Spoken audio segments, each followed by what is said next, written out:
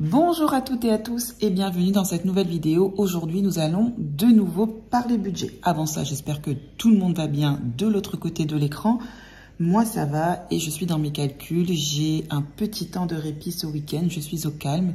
Donc, du coup, je me suis dit que c'était l'occasion de vous filmer de nouveau cette vidéo. Je suis super contente de voir l'engouement que vous avez eu pour ma vidéo précédente où je vous expliquais que depuis que j'ai mis en place la méthode des enveloppes, j'ai vraiment banni le découvert. Cette méthode est tombée à pic dans ma vie parce que je pense que financièrement ça aurait été catastrophique. Comme je vous l'avais dit, mon mari en termes de revenus s'est retrouvé avec une grosse perte par rapport à ce qu'il gagnait auparavant et du coup sans savoir vraiment qu'on allait avoir cette difficulté financière, j'ai décidé de mettre en place le système des enveloppes et ce système est tombé à pic puisqu'il nous a permis de ne pas être à découvert, de gérer notre budget, même si je vous avouerai, pour être transparente avec vous, qu'il y a énormément de sacrifices qui a été fait.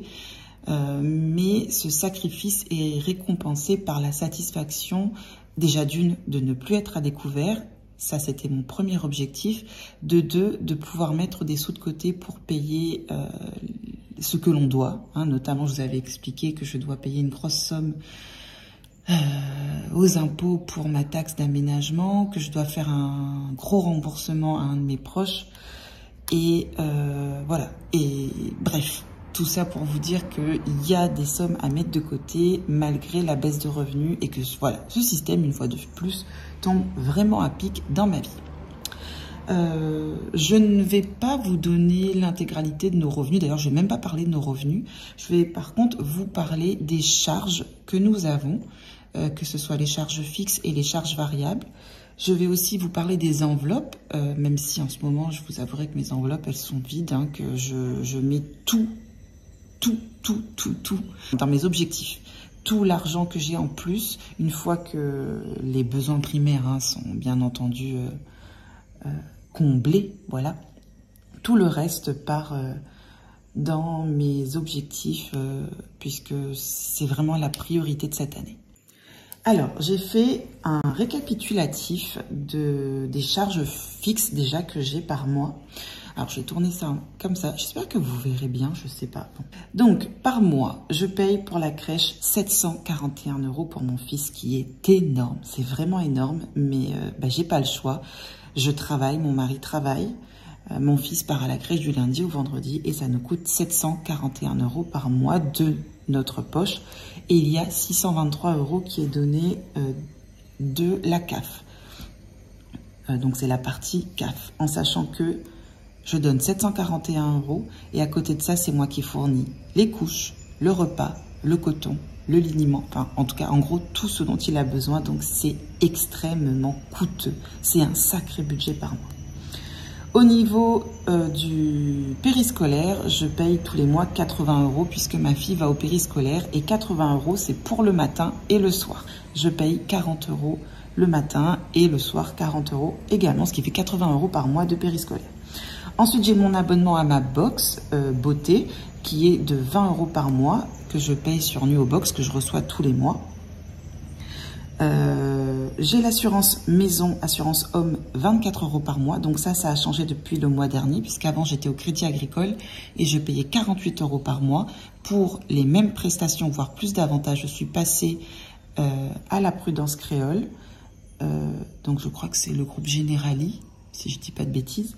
Et maintenant, je paye 24 € par mois. Donc, j'ai divisé par 2.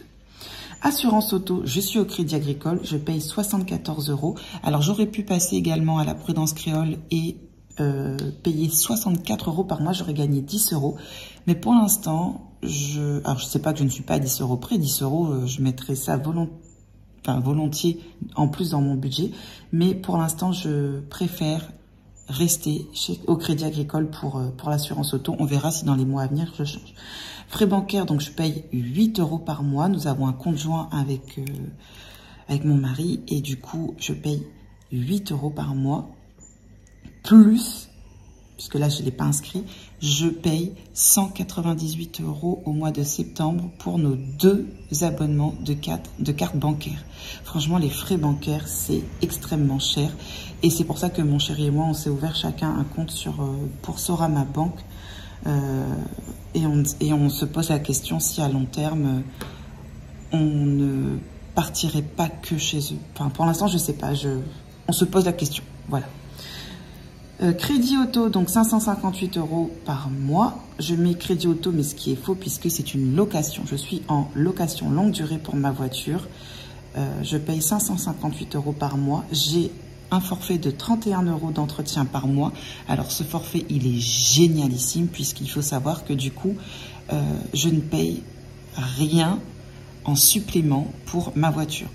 Dans ces 31 € que je paye par mois, peu importe ce qui se passe, si demain il faut changer les disques, les plaquettes, révision, vidange, voilà, tout est inclus dans ces 31 € par mois que je paye. C'est une extension de garantie et ces 31 € me permet de prendre en charge tous les frais qu'il y a à prévoir sur ma voiture. Donc ça me va très très bien. Ça fait 3 ans que j'ai ma bagnole. Toutes les vidanges, toutes les révisions, en fait, en gros, bref, tout ce qu'il y a eu à faire sur ma voiture, je n'ai rien payé de plus que ces 31 € de prélèvement que j'ai par mois. La seule chose que je vais devoir payer en plus, c'est mes pneumatiques. Donc, si demain, j'ai les pneus à changer, c'est la seule chose qui sera à mes frais. Sauf que ma voiture, je dois la rendre l'année prochaine, donc la location se termine l'année prochaine. Et vu l'état des pneus, j'ai envie de vous dire que j'aurai même pas à les changer. Donc, on est très bien, ça a été super bien géré.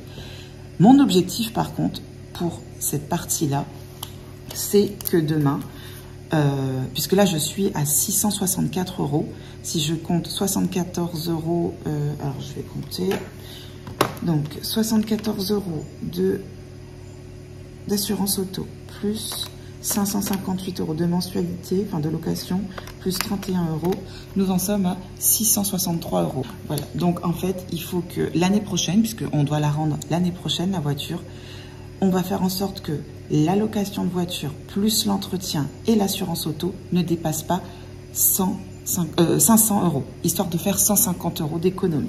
Voilà, donc ça, c'est l'objectif de l'année prochaine. Ensuite, EDF, je paye 85 €. L'eau, je paye 80 € par mois. Alors, l'eau, c'est abusé. En fait, on est passé à l'assainissement où tout à l'égout. Alors qu'avant, dans mon ancien logement, j'étais sur une fosse septique. Comment vous dire que le budget attribué à l'eau a été triplé. C'est comme ça. On n'a pas le choix, on est au tout à l'égout, donc il faut payer. Et c'est en fait, ce qui nous coûte le plus cher, c'est l'assainissement. Ce n'est pas la consommation d'eau, c'est vraiment l'assainissement et l'abonnement. Donc je paye 80 € par mois, ça me coûte un bras, je suis dégoûtée, mais je n'ai pas le choix. Donc voilà, on s'y fait, c'est comme ça. École, je paye 121 € par mois, puisque ma fille est scolarisée dans une école privée, en sachant que sur ces 121 €, il y a 53 € pour la scolarisation par mois, donc les frais de scolarité, et le reste, hein, donc si on fait 121 moins 53, c'est 53 ou 54, je sais plus. Bref, il reste 68 €. Ces 68 €, c'est pour la cantine. Oui. Puisque, en fait, ils ont un traiteur privé à l'école où elle est, et ça nous coûte 68 € par mois. Bon, ma fille, je vois ses repas, elle mange hyper bien. Je mangerai comme elle tous les jours, le midi, je serai refaite. Franchement, ils sont super équilibrés, c'est diversifié, c'est super bon. Les enfants se régalent. Manger à la cantine, c'est un plaisir pour eux. Donc, on ne se plaint pas, mais ça coûte. Voilà, ça coûte quand même 68 € par mois, ce qui revient à 121 € pour l'école pour ma fille.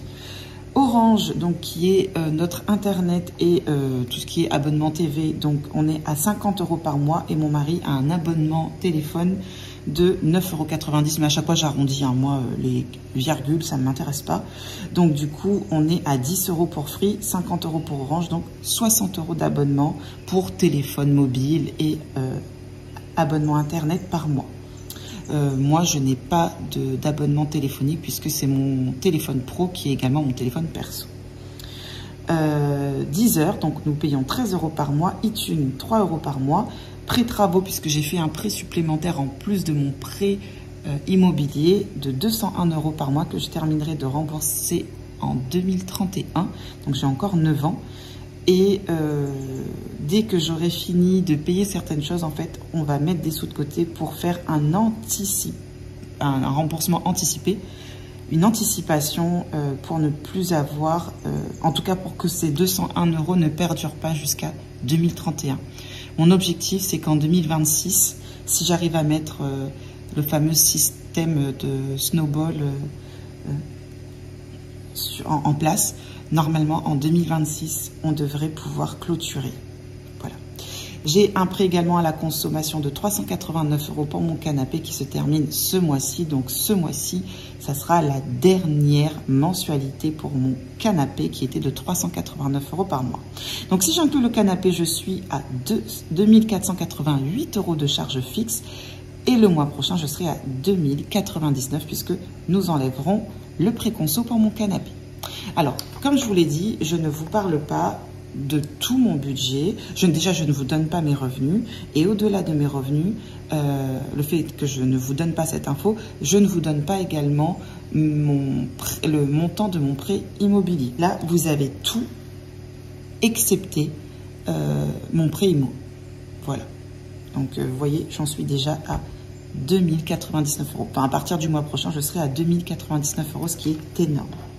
Nous avons énormément de charges fixes.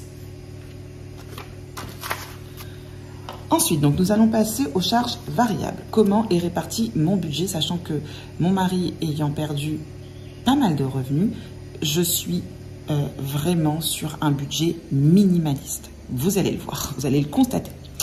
Donc, j'ai 500 € de budget pour les courses. Dans les courses, j'ai aussi tout ce qui touche à l'entretien et hygiène, donc les produits genre gel douche, shampoing, les produits pour la lessive, pour l'entretien de la maison, etc. Je suis sur un budget de 500 € par mois. Mon mari, je lui fais un virement de 50 € pour lui sur son compte Boursorama. Je me fais également un virement de 50 € sur mon compte Bourso. Il liquide puisque donc je ne fume plus, mais depuis 5 ans, je suis passée à la vapoteuse et du coup j'ai un budget de 30 € par mois, en sachant qu'avant j'étais sur un budget de 200 € de clope par mois. Je dis ça remonte à il y a 5 ans. Donc je suis bien contente d'être aujourd'hui à 30 € d'e-liquide par mois. Ensuite, pour mon fils, tous les mois, je mets 30 € sur son compte Bourso, qui est donc son livret A, et je mets 30 € également pour ma fille. Ensuite, le syndic, pour l'instant, je l'ai mis dans mes charges variables, même si c'est fixe, puisqu'à partir du mois de novembre 2022, on n'aura plus cette charge, puisque il y aura l'association des propriétaires qui va se monter et ça ne sera plus géré par un syndic pour la résidence dans laquelle j'habite. Voilà. CDL, c'est centre de loisirs. Je budgétise à 70 € par mois, puisqu'il faut savoir que 2 semaines de vacances au centre de loisirs, ça coûte 145 €. Et ben, je mensualise, je mets 70 € de côté par mois pour payer le centre de loisirs. Donc ça va aller pour le mois prochain puisque les vacances de mars étant terminées. Les prochaines vacances, c'est au mois de mai. Et pour les 2 semaines de vacances que nous aurons au mois de mai, je vais devoir payer 140 ou 145 €. Du coup, ce qui fait que voilà, je l'ai déjà prévu ce mois-ci dans mon budget. Au moins, je n'ai plus une aussi grosse somme à sortir le mois prochain. En extra, 20 € pour ce mois-ci. C'est vrai que ça peut varier. Et recevoir 50 € puisque pour l'anniversaire de mon fils, on a fait un petit repas avec des amis. En très petit comité, hein, vraiment très petit comité. Et du coup, ça m'a coûté 50 €. Je me suis mise au gâteau maison. Et comment vous dire qu'avant, 50 €, mais jamais de la vie. Déjà, ça n'aurait même pas suffi pour payer le gâteau. Avant, vous auriez rajouté un chiffre ici et pas des moindres. Mais vraiment, ma façon de consommer, ma façon de gérer au quotidien a vraiment changé. Et même s'il n'y avait que 50 €, on a passé un super moment. Mon fils, il a kiffé. Nous étions super bien, nous avons bien mangé. Et pour autant, je n'ai pas dépensé des 1000 et des 100 pour un anniversaire. Comme quoi, ça évolue. Et donc, pour le total de charges variables, pour ce mois-ci, j'en aurai pour 856 €. Ce mois-ci, si je regarde, ça fait 856 € de charges variables plus 2488 de charges fixes qui me fait 3 344 €. Là-dedans, vous avez aucun loisir, aucun resto, aucun shopping. Ouais, voilà, j'en suis rendue à ça. Et il y a des nanas, elles ont quand même du shopping, elles ont quand même des loisirs, elles ont quand même des restos. Et elles sont pas à ça de revenus. Donc, vous voyez, bien entendu, mon train de vie va avec ce que je gagne ou ce qu'on gagnait avant. Et c'est vrai que du fait qu'il y a eu cette perte de revenus au sein de la famille, ça nous pèse financièrement. Et je suis super contente de pouvoir mettre en place cette méthode parce que malgré tout, j'ai pu mettre des sous de côté. Bon, alors évidemment, vous n'avez pas mon revenu, donc vous ne savez pas quelle est la somme que je peux mettre de côté, notamment pour mes gros remboursements, pour mes 2 gros objectifs de ce premier semestre 2022. Mais en tout cas, constatez que je n'ai pas de shopping, je n'ai pas de resto, je n'ai pas de loisirs et que tout le reste de mon revenu va pour payer mon crédit maison et mes remboursements que je dois effectuer avant ou au plus tard à septembre 2022. Donc, vous voyez, on se serre vraiment à la ceinture et on y arrive. C'est ça qui est chouette, c'est qu'on y arrive et que je ne savais pas que j'étais capable de faire ça. Vraiment, aujourd'hui, avec 2 mois de recul, je me dis, waouh, j'ai vraiment évolué et je me prends au jeu et je suis contente. Je suis contente de pouvoir, malgré certaines difficultés passagères, je suis contente de pouvoir mettre des sous de côté et de me dire j'arrive très bien à vivre sans faire de shopping, sans aller au resto, sans... Enfin bref, je ne le vis pas comme une punition, puisque ce système est tellement ludique que je le vis vraiment pas comme une punition. Et comme j'ai trouvé des petites astuces pour pouvoir avoir les sous sous les yeux, vous vous rappelez, je vous avais parlé de mes faux billets, donc ils sont ici. Comme j'ai mes faux billets et que voilà, je vous avais dit que j'avais besoin de les voir, j'avais besoin de les toucher, c'est con, mais ça marche. Enfin, en tout cas, pour ma part, ça marche. Du coup, je suis contente. Je suis contente et je me rends compte à quel point avant, je dépensais mais inutilement et... Enfin, bref, je me dis, je reviens de loin. Vous savez, je vous l'ai dit dans ma précédente vidéo, au mois de février, je n'ai pas été à découvert. Au mois de mars, je n'ai pas été à découvert. Vu comment je suis en train de gérer mon mois d'avril, c'est bien parti pour ne pas être à découvert. Alors qu'au mois de janvier, je n'avais pas mis en place le système des enveloppes. J'étais à 660 € de découvert. Enfin, vous voyez la catastrophe. C'est là où je me dis, je faisais vraiment n'importe quoi. J'avais aucune rigueur. Je dépensais de l'argent à tout va. Je consommais. Enfin bref, vraiment, je reviens de loin. Vraiment, il a fallu que je trouve cette méthode. Bref, ça tombe à pic. Il n'y a pas de hasard dans la vie, mais vraiment, je vous le confirme, il n'y a pas de hasard.